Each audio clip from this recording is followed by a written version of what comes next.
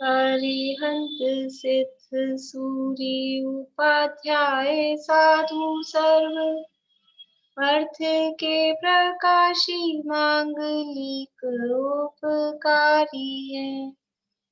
तिन्ह को स्वरूप जान राग ते भई जो भक्ति काय को नवाए स्तुति को उचारी है। धन्य धन्य तिन्हि ते काज सब आज भय कर जोरी बार बार वंदना हमारी है। मंगल कल्याण सुख ऐसो हम चाहत हैं। हो मेरी ऐसी दशा जैसी तुम धारी है। हो मेरी ऐसी दशा जैसी तुम धारी है। मंगलमय मंगल करण वीत राग विज्ञान नमो ताहि जाते भये अरहंतादि महान। करि मंगल करि हो महा ग्रंथ करन को काज जाते मिले समाज सब पावे निज पद राज। इस भव तरु का मूल एक जानहु मिथ्या भाव ताको करि निर्मूल अब करिए मोक्ष उपाय करिए मोक्ष उपाय। मोक्ष मार्ग प्रकाशक नामक ये शास्त्र है और इसके 7वें अधिकार के संबंध में हमारी चर्चा चल रही है। 4 प्रकार के मिथ्या दृष्टियों का वर्णन है। इनमें से व्यवहाराभासी मिथ्या दृष्टि और व्यवहाराभासी भी 4 प्रकार के हैं।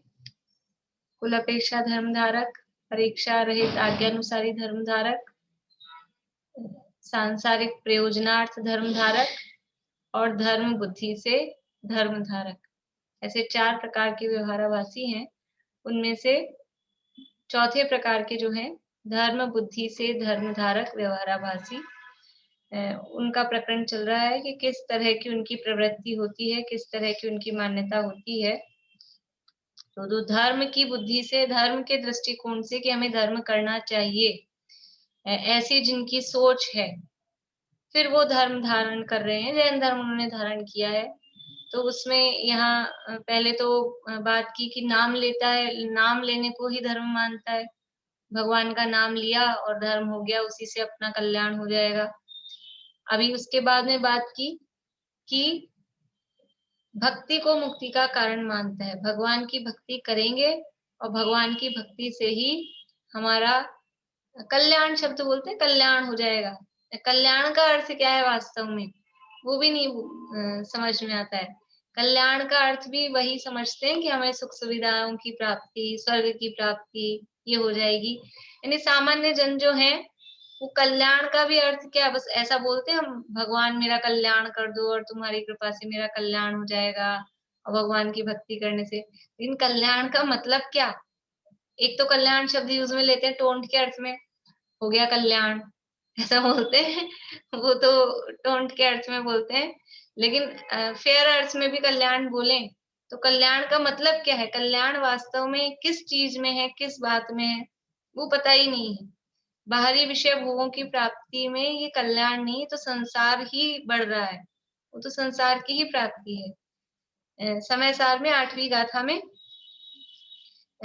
वहां उदाहरण दिया है व्यवहार नय की उपयोगिता बताते हुए कि जिस प्रकार से म्लेच्छ को, म्लेच्छ मतलब कोई अंग्रेज है, अब उसको संस्कृत भाषा नहीं आती है, तो उसको किसी आचार्य ने उपदेश आशीर्वाद दिया स्वस्ति, ये आशीर्वाद दिया।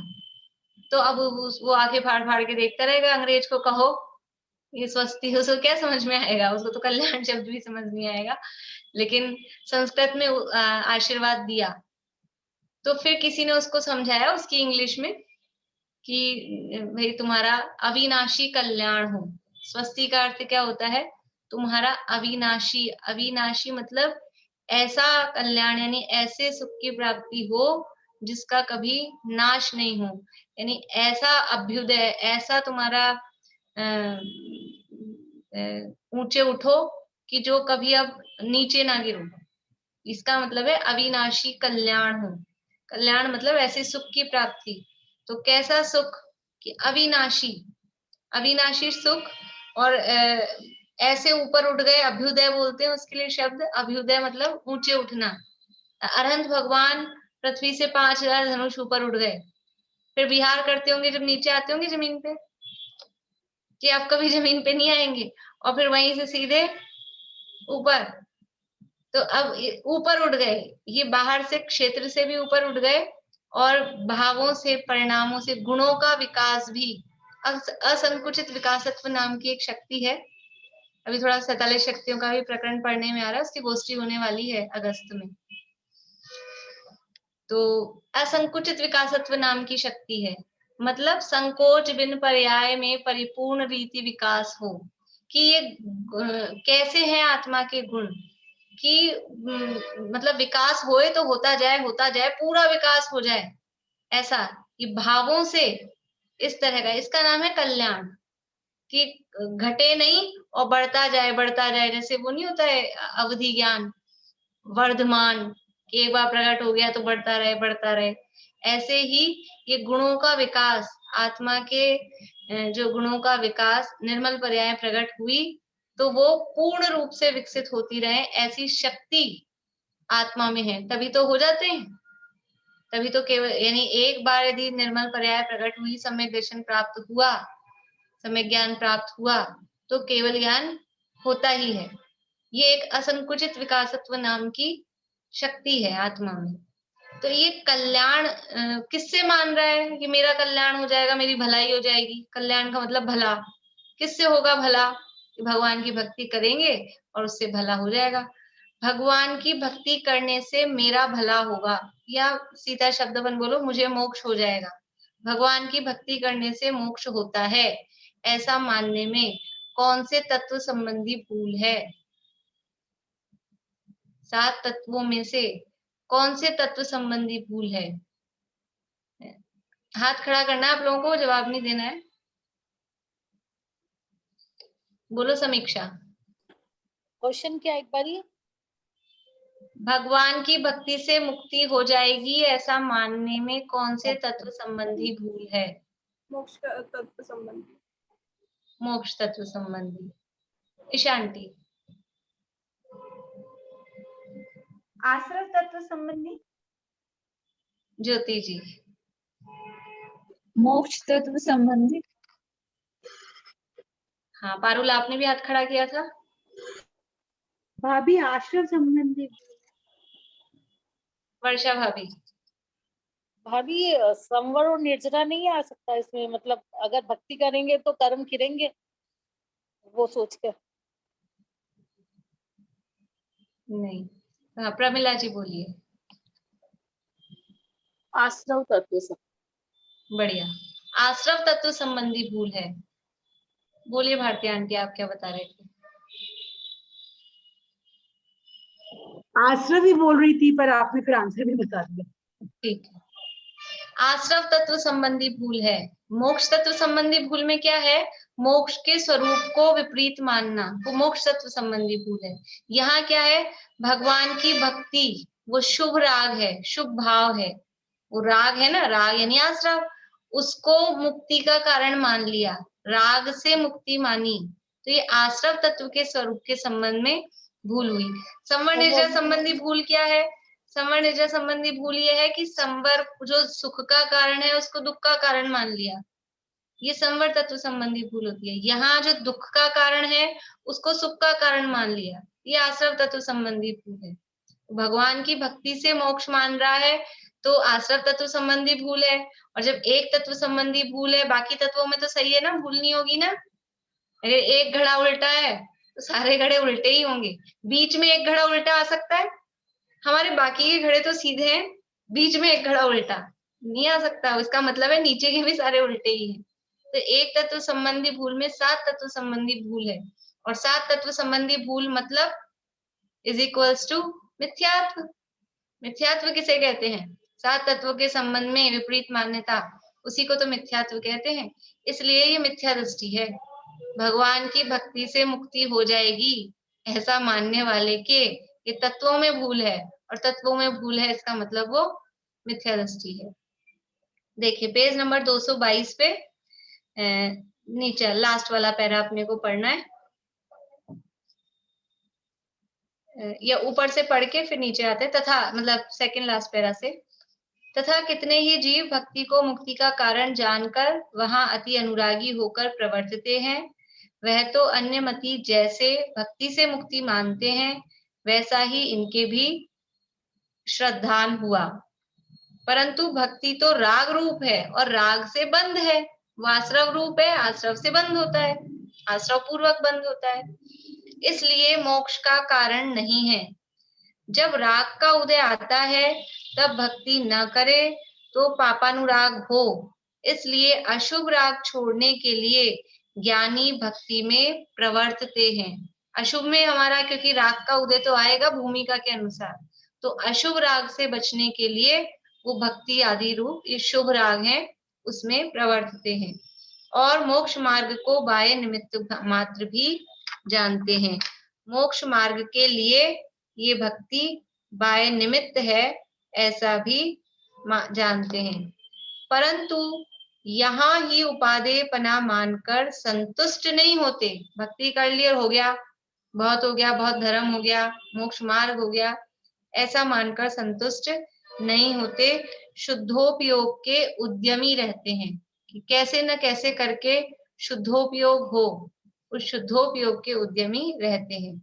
वही पंचास्तिकाय व्याख्या में कहा है। पंचास्तिकाय पंच परमागमों में से एक परमागम है, आचार्य कुंद के जो 5 परमागम है उनमें से पंचास्तिकाय नाम का, और समयसार, प्रवचनसार और पंचास्तिकाय, इन 3 ग्रंथों पर अमृत चंद्राचार्य ने टीका लिखी।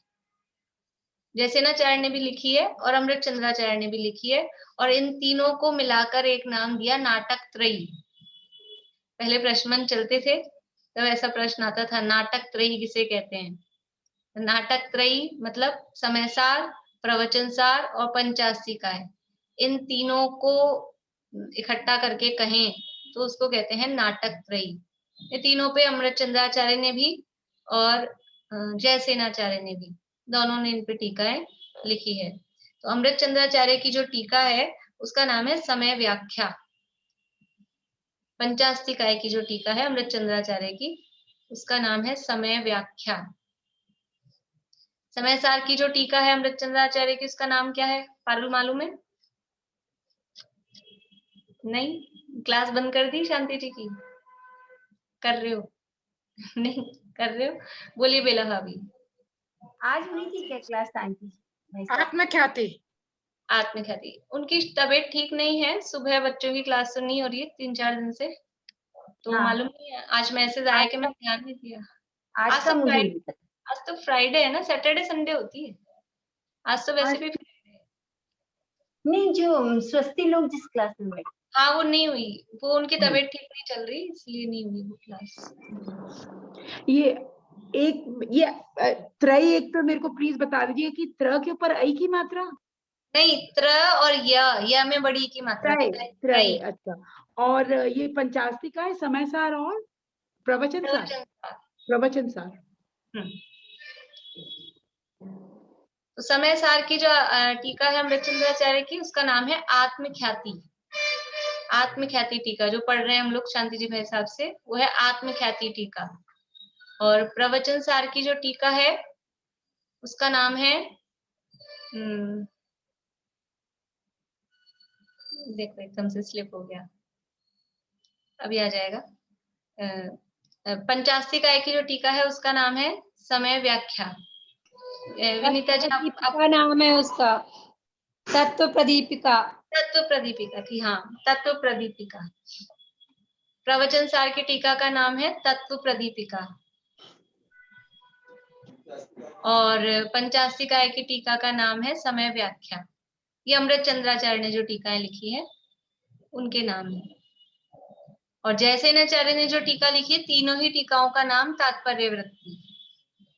जयसेनाचार्य ने जो तीनों ग्रंथों की टीका लिखी है, उनके तीनों ही ग्रंथों की तीनों टीकाओं के नाम तात्पर्य वृत्ति ही है। समय सार में भी तात्पर्य वृत्ति, प्रवचन सार में भी तात्पर्य वृत्ति और पंचासी काय में भी तात्पर्य वृत्ति। क्या तात्पर्यवर्ती? तात्पर्य वृत्ति।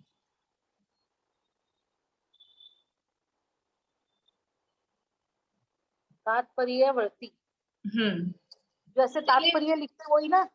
तात्पर्य लिखते ना अपन, तात्पर्य यह है, वही तात्पर्य, वही।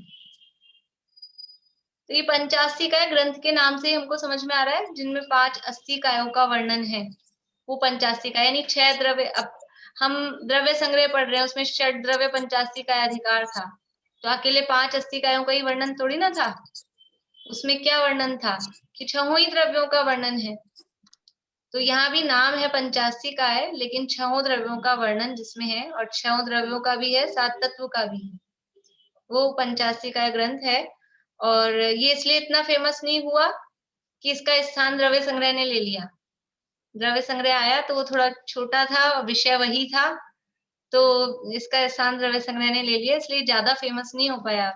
जैसे समय सार और प्रवचन सार जैसे फेमस हैं, ऐसे पंचासी का उतना फेमस नहीं हो पाया। यद्यपि लिखा गया है पहले ही, द्रव्य संग्रह से पहले ही, लेकिन वो शॉर्ट की आदत है ना, छोटे में मिल जाए जो चीज तो बड़े को भूल जाते हैं, बड़े को छोड़ देते हैं, ऐसी बात है। चलिए, ये तो थोड़ी ग्रंथ के संबंध में बात हुई। तो यहाँ पंचासी काय की व्याख्या में कहा है, यानी जो समय व्याख्या नाम की टीका है पंचासी काय की, उसमें कहा है, क्या बताया? तीनों का मिक्स नाम, जो तीनों की एक साथ है, त्रय। कौन? तात्पर्य क्या? नाटक त्रयी, नाटक त्रयी, हाँ।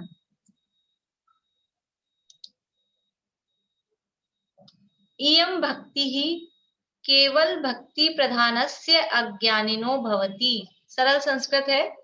इयं भक्ति, यह भक्ति, केवल भक्ति प्रधानस्य, केवल भक्ति ही प्रधान है जिसके, प्रधानस्य अज्ञानिनो, या है प्रधानस्या, या में से अ निकल जाएगा, अज्ञानिनो भवति, भवति यानी होती है। ये भक्ति केवल भक्ति ही प्रधान है जिसके, ऐसे अज्ञानी जीवों की होती है। वो पीछे से वहां प्रकरण चला आया है, पंचासी काय के ही इन गाथाओं में ये 3 प्रकार के आभासों का वर्णन, ये शब्द वहीं आए हैं, थोड़ा थोड़ा स्वरूप वहीं आया है पंचासी काय में। तीव्र राग ज्वर विनोदार्थम, अस्थान राग निषेधार्थम, क्वचित ज्ञानिनो भवति। तीव्र राग ज्वर निषेधार्थम,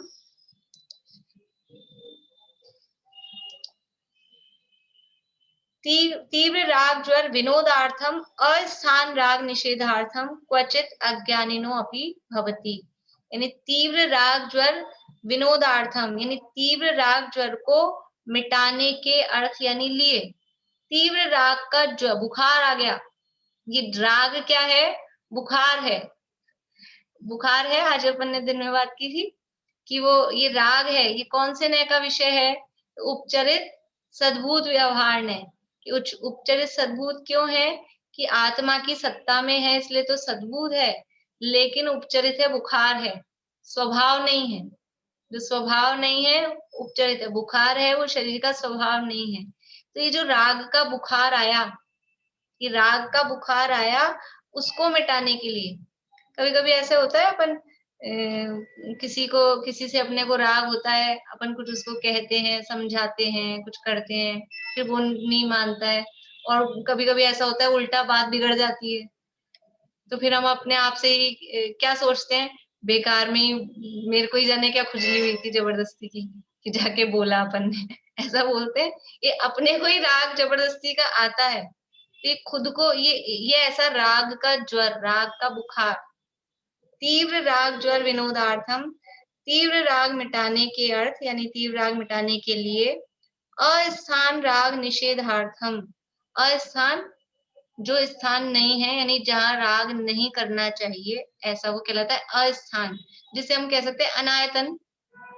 अनायतन का अर्थ भी वही है, अस्थान, कुस्थान, जहां जाने योग्य नहीं है, ऐसी जगह। अस्थान राग निषेधार्थम, खोटी जगह पे हमारा राग जाए उसके निषेध के लिए, वहां राग नहीं लग जाए उसके निषेध के लिए। क्वचित ज्ञानिनो अपि भवति, क्वचित यानी कदाचित, ज्ञानी के भी होती है। कौन होती है? इयम भक्ति, ये भक्ति, ये भक्ति केवल भक्ति ही प्रधान है जिनके ऐसे अज्ञानियों के होती है, और ज्ञानियों के कभी कभार होती है, कदाचित होती है। क्यों होती है ज्ञानियों के? कि तीव्र राग ज्वर विनोदार्थम, तीव्र राग ज्वर को मिटाने के लिए, और अस्थान में राग नहीं चला जाए, कुस्थान में राग नहीं चला जाए, उसके निषेध के लिए ये भक्ति ज्ञानियों के भी होती है। तीव्र राग ज्वर निषेधार्थम, कि राग का उदय आ रहा है, राग का उदय आ रहा है, कैसे पता, क्यों आता है राग का उदय? आने ही मत दो, कि वो आएगा जो जिस भूमिका में होता है। यदि भूमिका के अनुसार वो भाव नहीं आए, ऐसा हो नहीं सकता है, भूमिका के अनुसार वो भाव आते ही हैं। तो वो जो भाव आ रहे हैं भूमिका के अनुसार, उसको मिटाने के लिए, यानी अत्यधिक तीव्र ना हो तो इसमें लगे रहेंगे तो वो बढ़ेगा नहीं।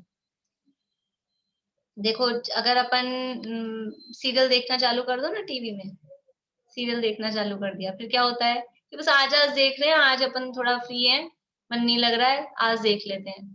फिर आज देख लिया, फिर क्या होता है? फिर क्या होता है? वो तो ऐसी जगह छोड़ते हैं कि अब कल क्या होगा। तो फिर आज देख लिया और कल अब थोड़ा सा देख लेते हैं, हुआ क्या आखिर उसमें, बाद में बस इतना सा देख लेते हैं। फिर कल देख लिया, फिर क्या होगा?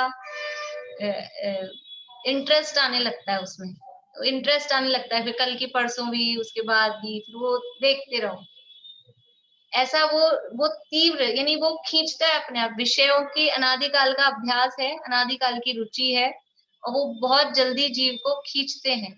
तो यदि कुछ ऐसा राग आया, यानी कुछ माइंड चेंज करने का कुछ ऐसा विचार आ रहा है, तो वो उधर नहीं चला जाए, वहां अति तीव्र होगा। समझ लीजिए हमको किसी को ऐसा परिणाम आ रहा है भोजन कराने का, इस तरह का राग आ रहा है, तो साधर्मियों को कराएंगे। एक तो साधर्मी होते हैं और एक अपने रिश्तेदार होते हैं। तो साधर्मियों को भोजन कराने का वो भी राग है, और रिश्तेदारों को भोजन कराने का वो भी राग है। लेकिन साधर्मियों के साथ में ऐसा राग तो होता है, तीव्र भी होता है, लेकिन वैसा नहीं होता है जैसा कि हमारे माता पिता, पुत्र पुत्री या भाई बंधु, उनके साथ जैसा होता है। ये अशुभ रूप राग है, ये शुभ राग है। तो ये तीव्र राग ज्वर विनोदार्थम, कि हमारा इस तरह का तीव्र राग अन्य स्थानों में जहां होता है वहां तीव्र होता है, जहां ये अपनेपन का संबंध होता है घर गृहस्थी में, वहां तीव्र राग होता है। तो ऐसा तीव्र राग हमारा नहीं हो, भगवान की भक्ति करें, उसमें उपयोग लगाएं, तो तीव्र राग कम होता है। और अस्थान में हमारा राग नहीं चला जाए, कि अब कुछ कुछ धार्मिक भावनाएं संस्कारों से भी होती है जीव में, कि धार्मिक होते हैं, इस तरह की भावनाएं होती हैं, तो यह नहीं करेगा तो कहीं और डांडिया में, गरबा में, वहां जाके भक्ति समझेगा, भगवान की भक्ति हो रही है। वो अस्थान है कि अड़ोस पड़ोस में दूसरे कोई मंदिर है, धर्मायतन है, वहां आवाजें आ रही है, तो वहां चले जाओ कि यहाँ होती है। तो अगर यहाँ नहीं आएगा, राग तो आ रहा है कि कुछ गाना बजाना है, कुछ इस तरह का करना है, तो वहां से अच्छी अच्छी आवाजें आती है, तो वहां चला जाए। तो अस्थान में हमारा राग नहीं चला जाए, और ये जो तीव्र राग जो आ रहा है समझ लो घर गृहस्थी के संबंध में, वो मिटे, तो इधर उपयोग लगाते हैं। इसलिए दो कारण दिए, तीव्र राग ज्वर विनोदार्थम और अस्थान राग निषेधार्थम। अस्थान में हमारा राग नहीं चला जाए, क्योंकि भूमिका के अनुसार इस तरह की भावनाएं जीव में आती है। धार्मिक भावनाएं भी अपने आप आती हैं, भले ही विषय भोग में जीव रहे, लेकिन थोड़ा थोड़ा कुछ धर्म भारत में पैदा हुए हैं, तो ये भारत के संस्कार हैं, समझ लो कि धार्मिक प्रवृत्तियां होती ही है। तो इधर नहीं लगेगा तो दूसरी जगह जाएगा। उस दोनों के मिटाने के लिए ये ज्ञानी को भी कदाचित ये भक्ति होती है। तो कदाचित का अर्थ क्या है? कदाचित भक्ति होती है मतलब कि कभी कभी होती है, किसी को होती है, ऐसा नहीं है कि हो ही हो नियम से। इस तरह की जो भक्ति है वो कदाचित किसी अपेक्षा से उसको भी होती है। आगे 223 पेज पे, वहां वह पूछता है, ऐसा है तो ज्ञानी से अज्ञानी के भक्ति की अधिकता होती होगी। फिर ज्यादा भक्ति किसके होती है? ज्ञानी की तो कभी कभार कदाचित हो रही है, और तीव्र राग रग का निषेध कर रहा है वो, इसलिए ज्ञानी से तो अज्ञानी की भक्ति ज्यादा होती होगी। ये अपने आप ही स्वाभाविक है प्रश्न कि बाहर में भक्ति किसके ज्यादा होती है? अज्ञानी की होती है, ऐसा प्रश्न पूछ रहे हैं। उत्तर, यथार्थता की अपेक्षा तो ज्ञानी के सच्ची भक्ति है, अज्ञानी के नहीं। प्रश्न है उसका कम अधिक का, ज्ञानी के ज्यादा होती है कि अज्ञानी के ज्यादा होती है, लेकिन ये अभी जवाब दे रहे हैं। पहले सच्ची भक्ति, यथार्थता, सच्ची भक्ति किसके होती है? तो सच्ची भक्ति तो ज्ञानी के है। वास्तव में देखा जाए, अभी कम अधिक की बात छोड़ो, लेकिन सच्ची भक्ति तो ज्ञानी के है, अज्ञानी के नहीं। कैसे है ज्ञानी के सच्ची भक्ति? जो कल हमने भक्ति का स्वरूप देखा था ना, वो अद्वैत भक्ति, निश्चय भक्ति, निश्चय स्तुति कि जिसमें वो ज्ञान और ज्ञायक वो एक हो जाए, भक्त और भगवान का भेद नहीं रहे। जैसे कहते हैं वंद्य वंदक भाव कि मैं वंदना करने वाला और सामने भगवान है, वो वंद्य है, वो वंदना करने योग्य, और मैं वंदना करने वाला। ऐसे दो दिखाई दे रहे हैं। तो जहां ये दो दिखाई दे रहे हैं वहां तक वो सच्ची भक्ति नहीं है। और ज्ञानी को ये अद्वैत हो जाता है कि जो मैं हूं वह है भगवान, मैं वह हूं जो है भगवान, ऐसा वो अपने आत्म स्वरूप को पहचानता है। तो सच्ची भक्ति तो ज्ञानी के है, और भक्ति भी वही है। यदि हम किसी के भक्त हैं, तो भक्त है का मतलब क्या होता है? कि उनकी हर बात मानते हैं। किसी के भक्त होने का अर्थ क्या है? कि उनकी आप हर बात मानते हो, तभी आप उनके भक्त कहलाओगे। तो भगवान की बात, भगवान की आज्ञा क्या है? वही उनके बताए हुए मार्ग पर चलकर अपनी आत्मा की शरण लेना, वही उनकी बात है, वही उनकी आज्ञा है। तो सच्ची भक्ति तो ज्ञानी की होती है, वो ही उनके बताए हुए मार्ग पर चलता है। यथार्थता की अपेक्षा तो ज्ञानी के सच्ची भक्ति है, अज्ञानी के नहीं। और राग भाव की अपेक्षा अज्ञानी के श्रद्धान में भी उसे मुक्ति का कारण जानने से अति अनुराग है। यानी अज्ञानी क्या मान रहा है? अज्ञानी मान रहा है ये भक्ति ही मुक्ति का कारण है, इसलिए उस भक्ति को अति अनुराग, मतलब वो भक्ति को ही इतने राग भाव से करता है क्योंकि इससे ही हमारा कल्याण होगा, इससे ही हम मोक्ष जाएंगे। ज्ञानी को भक्ति होती है, बाहरी भक्ति, व्यवहार भक्ति भी कहें तो ज्ञानी को भक्ति होती है, पर उसमें अति अनुराग नहीं होता है, क्योंकि श्रद्धान में वो भक्ति को हे जानता है कि जो बाहरी भक्ति दिखाई दे रही है ये भी वास्तव में मेरा यथार्थ पद नहीं है, ये मेरा यथार्थ स्वरूप नहीं है। ऐसा वो जानता है कि ये राग आया है इसलिए करनी पड़ रही है, ये राग का भी अभाव हो, ऐसी वो भावना भाता है। पर अज्ञानी तो सोचता है ये राग तो चलता रहे, इसी से तो अपनी मुक्ति होगी, तो उसको वो राग की भी अति तीव्रता है। राग भाव की अपेक्षा अज्ञानी के श्रद्धान में भी उसे मुक्ति का कारण जानने से अति अनुराग है। ज्ञानी के श्रद्धान में शुभ बंध का कारण जानने से वैसा अनुराग नहीं है जैसा अज्ञानी को उस भक्ति में अनुराग है, राग की जैसी तीव्रता है। ज्ञानी को उस तरह का, ऐसा जिसे कहें चैट वाला राग, वो ज्ञानी को नहीं होता है, क्योंकि अंदर से वो उससे विरक्त है, अंदर से तो वो उसको भी छोड़ने योग्य मानता है। अशुभ तो छोड़ने योग्य है ही है, लेकिन ये भक्ति आदि का जो शुभ राग है ये भी राग है, और राग है वो आग है, इसलिए ये भी छोड़ने योग्य है। इसलिए उसके श्रद्धान में शुभ बंध का कारण जानने से वैसा अनुराग नहीं है। बाह्य में कदाचित ज्ञानी को अनुराग बहुत होता है, कभी अज्ञानी को होता है, ऐसा जानना। यानी पहले तो बता दिया निश्चय वास्तविक बात कि सच्ची भक्ति किसको हो रही है, ज्ञानी को हो रही है सच्ची भक्ति। और अनुराग की बात कहें तो वास्तव में ज्ञानी के उतना अनुराग अंदर में नहीं है। अज्ञानी को जितनी आसक्ति है उस राग में, उस भक्ति के राग में, ज्ञानी को वैसी आसक्ति नहीं है। ज्ञानी के तो है राग और अज्ञानी के तो भी मोह है ना, तो मोह का उदय चल रहा है उसके, तो उसकी आसक्ति वाला भाव है। ये तो अंदर की बात बताई। अब बाहर में जो आप इसका प्रश्न था कि ज्ञानी की अधिक होती है कि अज्ञानी की अधिक होती है, तो बाहर में अज्ञानी के भी ज्यादा दिख सकती है, खूब नाच गान करे, मंजीरे बजाए, ऐसा अज्ञानी के हो सकता है, अथवा ज्ञानी के भी ऐसा दिखाई दे सकता है। क्योंकि ज्ञानी अलग अलग, चतुर्थ गुण स्थान वर्ती भी ज्ञानी है, लेकिन सबके अलग अलग परिणतियां हैं। जो राग का लेवल है वो सबका अलग अलग है। एक चौथे गुण स्थान वर्ती सौधर्म इंद्र है, वो भगवान की भक्ति में तांडव नृत्य करता है, 1008 नेत्र बनाता है, सम्यक दृष्टि है, लेकिन उसको ऐसी भक्ति आ रही है। और एक है लोकांतिक देव, उनको नहीं आती है जन्म कल्याणक में आने की भक्ति, वो केवल दीक्षा के समय ही आते हैं। और एक है ऊपर अहमिंद्र, 9 ग्रेवेक के, 9 अनुदिश के, सर्वार्थ सिद्धि के 5 अनुत्तर वाले देव, उनको कहीं भी किसी भी उस प्रसंग में समौर शरण में भी जाने का विचार नहीं आता है, भाव नहीं आता है, पंचकल्याणकों में जाने का भाव नहीं आता है।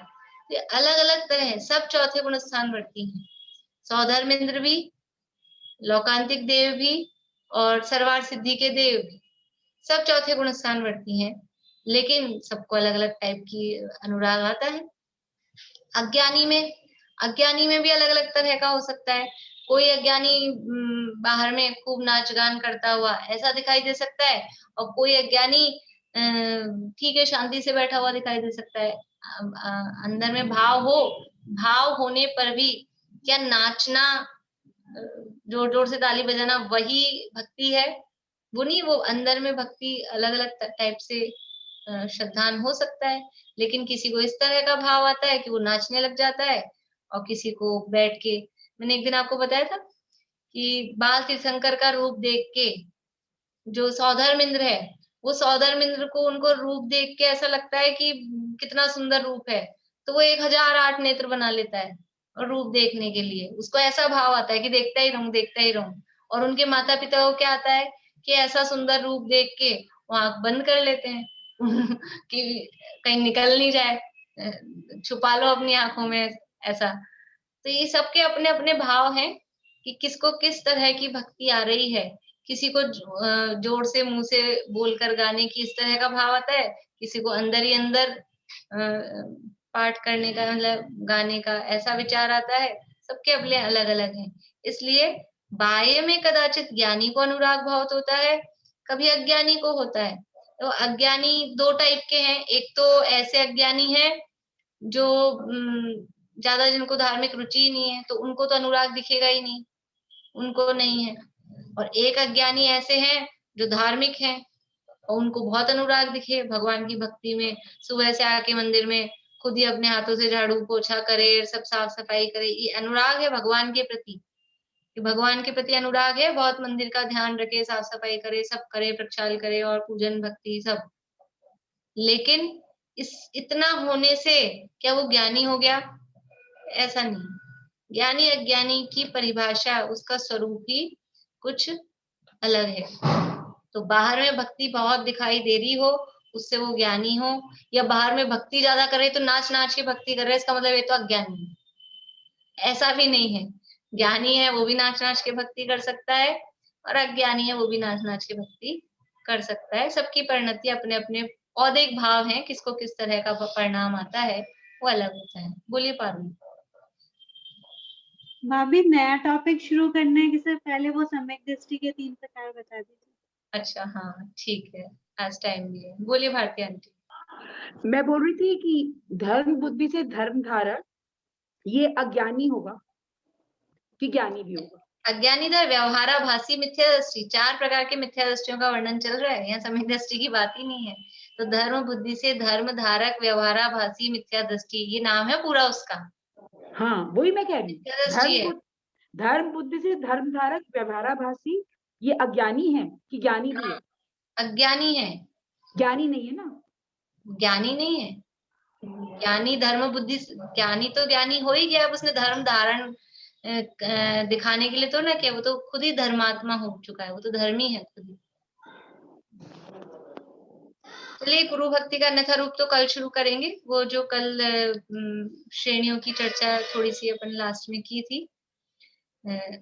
श्रेणी का अर्थ समझ में आया कि श्रेणी है चारित्र मोह, दर्शन मोह के 2 भेद है, सॉरी मोहनीय कर्म के 2 भेद है, दर्शन मोह और चारित्र मोह। तो दर्शन मोह का नाश, एक्चुअल में दर्शन मोह का, हम जो कहते हैं ना सम्यक दर्शन प्राप्त हो गया, मिथ्यात्व का अभाव हो गया, तो वो हम अभाव बोलते हैं, वो अभाव का अर्थ है उदय का अभाव। हमने बोला अनंतानुबंधी चली गई, चौथे गुण स्थान में अनंतानुबंधी चली गई, ये जो शब्द हम बोलते हैं इसका मतलब है वो सत्ता में से चली गई, ऐसा नहीं होता।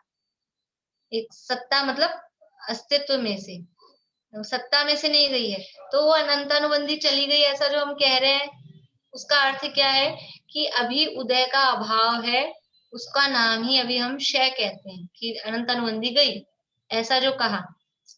जब शुरू में प्रथमोपशम सम्यक हुआ, देखिए सम्यक दर्शन 3 प्रकार के मालूम है पारुल? औपशमिक सम्यक दर्शन,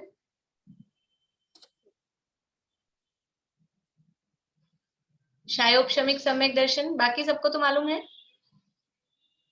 औपशमिक सम्यक दर्शन, शायोपशमिक सम्यक दर्शन और शायिक सम्यक दर्शन, ये 3 प्रकार के सम्यक दर्शन हैं।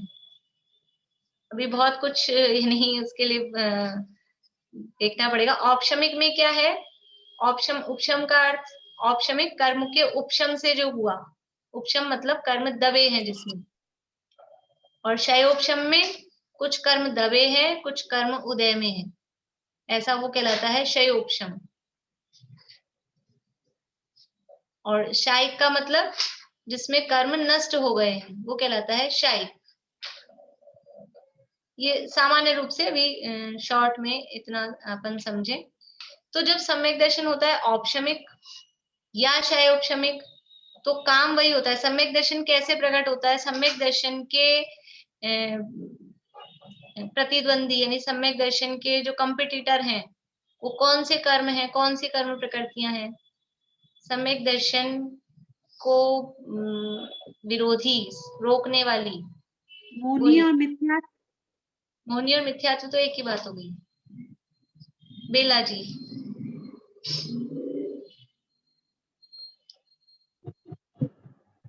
मिथ्यात्व, हाँ बस बोलिए प्रमिला जी। सम्यक, अनंतानुबंधी, अकेले अनंतानुबंधी है और कुछ भी है? मिथ्यात्व अनंतानुबंधी, बढ़िया। 7 प्रकृति। हाँ, मिथ्यात्व और अनंतानुबंधी, यानी दर्शन मोहनी, और दर्शन मोहनी के 3 हैं, मिथ्यात्व, सम्यक मिथ्यात्व और सम्यक प्रकृति। तो वो 3 दर्शन मोहनी के तीनों भेद, और अनंतानुबंधी की 4, ऐसे ये 7 प्रकृतियां सम्यक दर्शन की विरोधी हैं, उसको रोकने वाली है। अथवा अकेला मिथ्यात्व को भी कहें तो भी 5 मिथ्यात्व और अनंतानुबंधी की 4, ऐसे ये 5 प्रकृतियां या 7 प्रकृतियां ये सम्यक दर्शन की विरोधी है, सम्यक दर्शन को उत्पन्न नहीं होने देती। कर्म की तरफ से, निमित्त की तरफ से अपन कहें तो सम्यक दर्शन में बाधक है। अब क्या होता है कि सबसे पहले सम्यक दर्शन होता है औपशमिक, तो इनको दबाया जाता है, इन 5 को, ये 5 को दबाया, तो दबाया तो उस समय क्या कहेंगे? ये सम्यक दर्शन हो गया, और फिर क्या कहते हैं? मिथ्यात्व का अभाव हो गया, अनंतानुबंधी का अभाव हो गया। तो अभाव नहीं हुआ है, वो दबाया है, अभी है। फिर उसके बाद में शैवक्षमिक होता है, तो शैवक्षमिक सम्यक दर्शन में भी इनमें से जो 3 है ना, मिथ्यात्व, सम्यक मिथ्यात्व और सम्यक प्रकृति, उनमें से, और 4 अनंतानुबंधी, तो 6 दबती है, 1 उदय में आता है। सम्यक प्रकृति भी इसके अंदर इंक्लूड होगी, जो तीसरी है? किस में इंक्लूड होगी? ये जो सम्यक दर्शन के विरोध में हाँ हाँ सातवीं वो सम्यक, हाँ। वो तो सम्यक है, फिर वो क्यों होगी? सम्यक है, लेकिन सम्यक दर्शन में दोष उत्पन्न करती है, दोष लगाती है। यद्यपि पूरा नाश तो नहीं करती है, लेकिन दोष लगाती है। और है किसकी फैमिली, किस फैमिली से है तो मोहनी की फैमिली की ना, इसलिए वो शत्रु ही है। नाम भले उसने अच्छा रखा है, सम्यक नाम रखा है, लेकिन है वो मोहनी की। उससे तो उससे गुणस्थान नहीं गिरता है ना? हाँ, गुणस्थान नहीं गिरता है। देखो अभी केवल मैं उतना समझा रही हूँ कि वो श्रेणी वाली बात समझ में आ जाए, बाकी बातें बहुत है इसमें, इतनी शॉर्ट में इतनी जल्दी से वो चीजें नहीं आ पाएंगी अभी, लेकिन अभी केवल उतनी सी बात। तो औपशमिक सम्यक दर्शन और शैक्षमिक सम्यक दर्शन में यद्यपि मिथ्यात्व का और अनंतानुबंधी का उदय नहीं है, तभी सम्यक दर्शन वो है, उदय उनका नहीं है। बाकी की 3 कषाय का उदय है, लेकिन वो सत्ता में पड़ी है। मिथ्यात्व भी अभी सत्ता में पड़ा है और अनंतानुबंधी भी सत्ता में पड़ी है। और जब शायिक सम्यक दर्शन होता है तो मिथ्यात्व का और अनंतानुबंधी का जड़ मूल से नाश हो जाता है, सत्ता में से भी नष्ट हो जाती है, तब शायिक सम्यक दर्शन होता है। ठीक है, तो ये जो काम हुआ शायिक सम्यक दर्शन वाला काम, ये कौन से गुणस्थान तक हो सकता है? यानी चौथे में भी हो सकता है, 5वें में भी हो सकता है, छठे 7वें में भी हो सकता है। कोई जीव चौथे गुणस्थान में भी शायिक कर सकता है, 5वें में भी कर सकता है, छठे 7वें में भी कर सकता है। उसके ऊपर शायिक नहीं करेगा, शायिक करने का प्रोसेस नहीं है, उसके ऊपर तो कुछ और काम होना है। तो अब उसके ऊपर की बात जो कल हमने की थी कि कोई जीव या तो शैवक्षम सम्यक दृष्टि है या शायिक सम्यक दृष्टि है और छठे 7वें गुणस्थान में है। ठीक है, छठे 7वें गुणस्थान में है, तीनों प्रकार का कोई भी सम्यक दृष्टि है और छठे 7वें गुणस्थान में है। अब उसको आगे बढ़ना है, 8वें गुणस्थान में जाना है, मतलब कर्मों का और नाश करना है, उसको बोलते हैं श्रेणी चढ़ना है। श्रेणी किसके लिए चढ़ी जाती है कि चारित्र मोहनीय का जो 21 बची है, 4 तो इधर आ गई, अब बची 25 में से 21, उन 21 का नाश करने के लिए श्रेणी चढ़ी जाती है। तो श्रेणी कौन चढ़ सकता है? कि या तो शायिक सम्यक दृष्टि चढ़ सकता है या औपशमिक सम्यक दृष्टि चढ़ सकता है।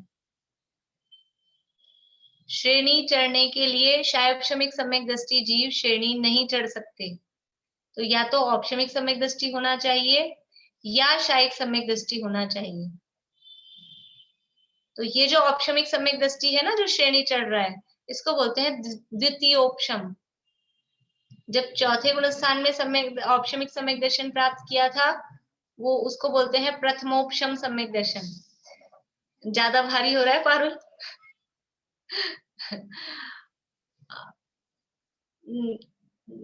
कोई बात नहीं, अभी पहली बार में सुनो, नहीं समझ में आया कोई बात नहीं, फिर आ जाएगा, दोबारा कभी अपन करेंगे ना तो आ जाएगा।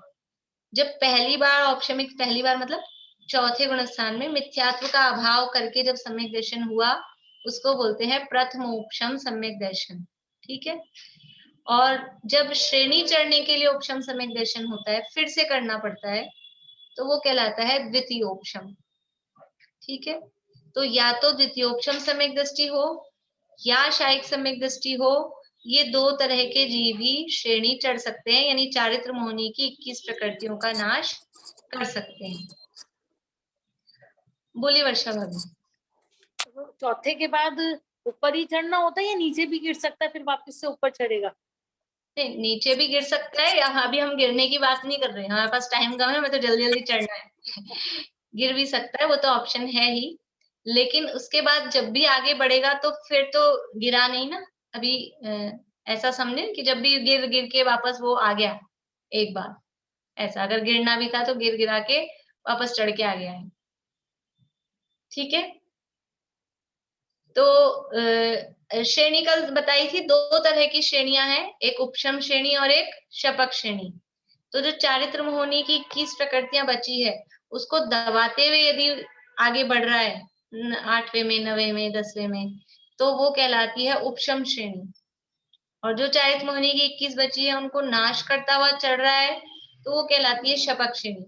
अब एक प्रश्न है मेरा, सबसे पहले पारुल से पूछूंगी, नहीं बाकी सबसे भी है, कि जिस जीव ने मोहन दर्शन मोहनीय, नित्यात्व और अनंतानुबंधी अभी उनका नाश नहीं किया, वो द्वितीयोपशम है, तो वो जो द्वितीयोपशम सम्यक दृष्टि है, क्या वो इन 21 प्रकृतियों को नष्ट करते हुए चढ़ सकता है? नहीं चढ़ सकता। बाकी लोग, क्योंकि जब इन्हीं को नष्ट नहीं किया और उनको बाद वालों को नष्ट कर देगा, ऐसा तो पॉसिबल ही नहीं है, ठीक है ना। तो जो द्वितीयोपशम सम्यक दृष्टि है वो शपक श्रेणी नहीं चढ़ सकता, ठीक है, ये एक नियम हो गया। अब जो शायिक सम्यक दृष्टि है, जिसने मिथ्यात्व और अनंतानुबंधी का नाश कर दिया है, वो क्या करेगा?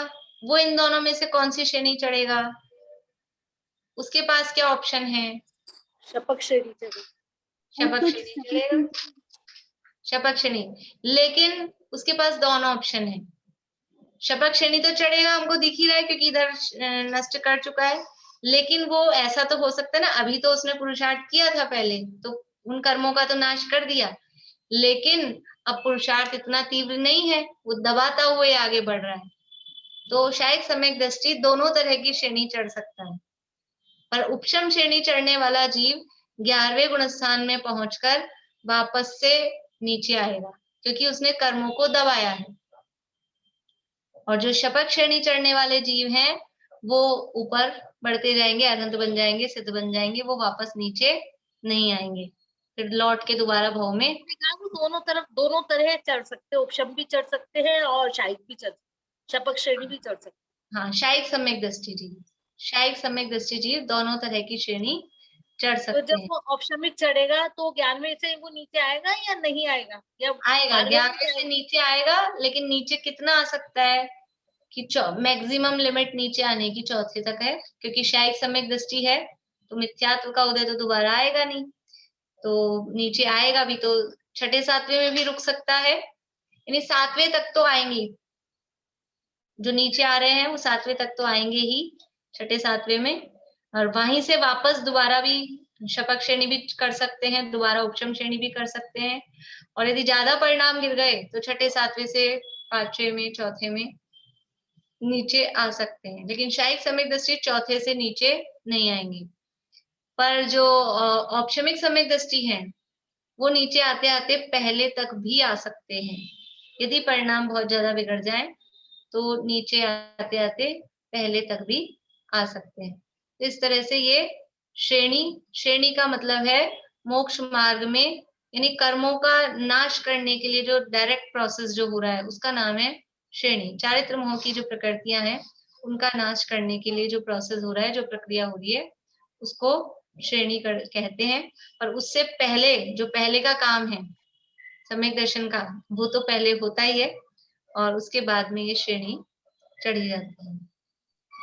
भाभी, एक भाव में कितने, मतलब अपन दूसरी बार, मतलब उसी भाव में गिर के उसी भाव में ऊपर आ सकते हैं? हाँ, एक भाव में शपक श्रेणी कितनी बार चढ़ सकते हैं आप बताओ? एक भाव में शपक श्रेणी कितनी बार चढ़ सकते हैं? एक ही बार होगा मतलब? हाँ, बढ़िया, वो तो एक बार चढ़ी, उसके बाद दोबारा क्योंकि गिरेंगे ही नहीं तो दोबारा चढ़ने का काम ही नहीं है।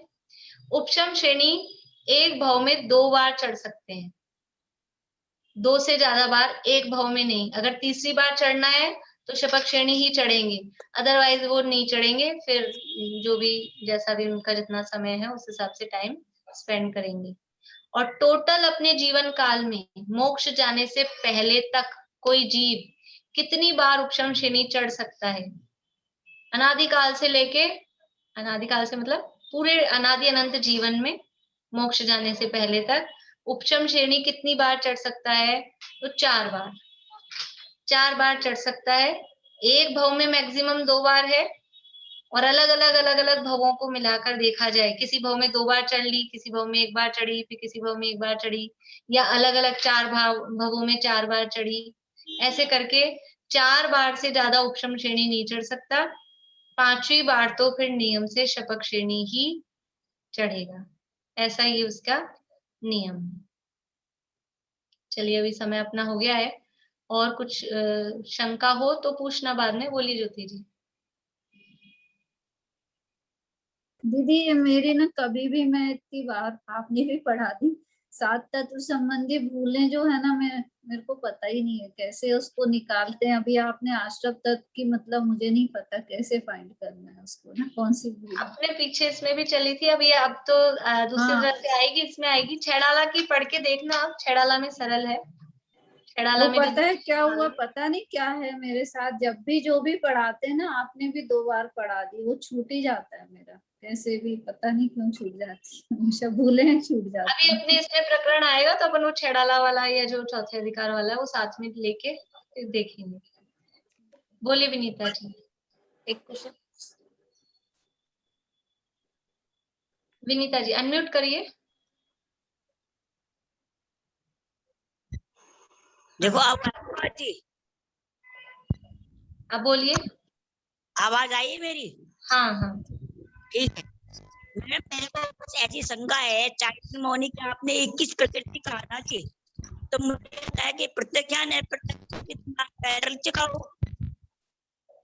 फिर से बोलिए, प्रत्याख्यान है प्रत्याख्यान जो है ना, मतलब 25 कथाएं हैं चाइल्ड मॉर्निंग की, तो मेरे ख्याल से 7वें स्थान में 9 और 4 13 बचनी चाहिए। नहीं नहीं, नाश नहीं होता है। भले ही शाही सम्यक दृष्टि हो तो भी उस अनंतानुबंधी का ही नाश हुआ है। बाकी वहां तक शायोक्षमिक चारित्र है, 7वें गुणस्थान तक शायोक्षमिक चारित्र है। और ऊपर भी वास्तव में देखा जाए 8वें 9वें 10वें में भी, तो उपचार से उनको औपशमिक चारित्र कहते हैं, उपशम सम्यक दृष्टि उपशम श्रेणी चढ़ने वाले को। नहीं तो वहां भी वास्तव में शैक्षणिक चारित्र ही है। तो शैक्षणिक का मतलब ही ये है कि अभी ये जो प्रकृतियां हैं 21 तो पक्का है, आपको गलत ध्यान होगा। और गुणस्थान विवेचन वगैरह किताबों में आप देखिएगा। नहीं, मैं तो इस टाइम सोनागिर में हूँ, क्या किताब तो बहुत मिल जाएंगी, लेकिन मुझे ऐसा था कि नामकरण की घटना प्रकृतियों का नाश करता हुआ चढ़ता है, लेकिन आपने बताया कि किस प्रकृति चारित्र मोहनी की रहती है। दर्शनावरण वगैरह की प्रकृतियों का नाश तो सत्ता से नाश तो वो होगा 12वें गुणस्थान में, और बंद तो विच्छिन्नता है 10वें में। ठीक है, लेकिन उत्तम श्रेणी वाला करता हुआ चलता है, चतुर्थ श्रेणी वाला करता हुआ चलता है। ठीक है जी। अरे प्रकृति तो इतनी है, इतनी प्रकृति के हिसाब से ऐसी शंका है कि चारित्र की 21 शायद मेरे माइंड में नहीं बैठती थी।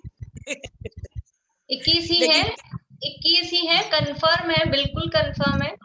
आप और खोजिएगा, मतलब कंफर्म है, कोई मेरे को डाउट नहीं है, 21 ही है। नहीं, कहीं कहीं ऐसा हो सकता है, मैं वो नहीं कह रही हूँ, कभी कभी ऐसा हो सकता है कि मुझे गलत ध्यान हो, मैं कंफ्यूज हूँ, तो मैं बोल देती हूँ कि और देखेंगे। लेकिन इसमें मुझे कोई भी शंका नहीं है, बिल्कुल पक्का अच्छे से ध्यान है। और तो जब नहीं चौकड़ी का अभाव करने का मतलब आप गुणस्थान विवेचन में 8वें गुणस्थान का जहाँ प्रकरण है वहां देखिएगा, वहां 21 प्रकृतियों के ये श्रेणी की चर्चा जहाँ होगी ना, 7वें या 8वें में, दोनों में से मेरे को भी एग्जैक्ट ध्यान नहीं, जहाँ तक 8वें में होगी उसमें आप देखिएगा, अन्ना जी ने लिखा है साफ साफ ही 21 प्रकृतियों का शेयर करने के हिसाब से। वो आप ठीक है जी। तो छठे 7वें गुण में 3 चौकड़ी का अभाव बताते हैं, वो क्या रहना फिर? वही मैंने कहा ना, वो जो अभाव कह रहे हैं वो अभाव नहीं है। अभाव का मतलब नाश नहीं है, अभाव का मतलब है उदय का अभाव है, शयोपशम है। शयोपशम में नाश नहीं है। नहीं, फिर जैसा समझ में आ गया जी, फिर तो ठीक है। फिर हाँ, वो मैंने शुरू में ही बोल दिया था वो बात, कि जहां भी हम इनका अभाव हुआ, इनका अभाव हुआ, इनका ऐसा कहते हैं, उसका मतलब ये है उदय का अभाव है, सत्ता में से नाश नहीं हुई है। नहीं, फिर बिल्कुल समझ में आ गया जी, बिल्कुल समझ में आ गया। बढ़िया बात, आपको धन्यवाद। समझ में आ गया। चलिए तीन स्तुति करते हैं। नए की डेफिनेशन कौन सी सही है इसमें से?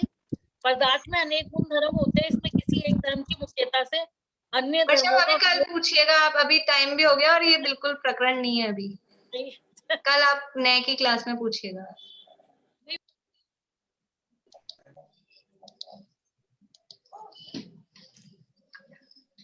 हे चक्रधर जग जीत कर षट खंड को निज वश किया, पर आत्मा निज नित्य एक अखंड तुम अपना लिया। हे ज्ञान घन अरनाथ जिन धन धान्य को ठुकरा दिया। विज्ञान घन आनंद घन निज आत्मा को पा लिया।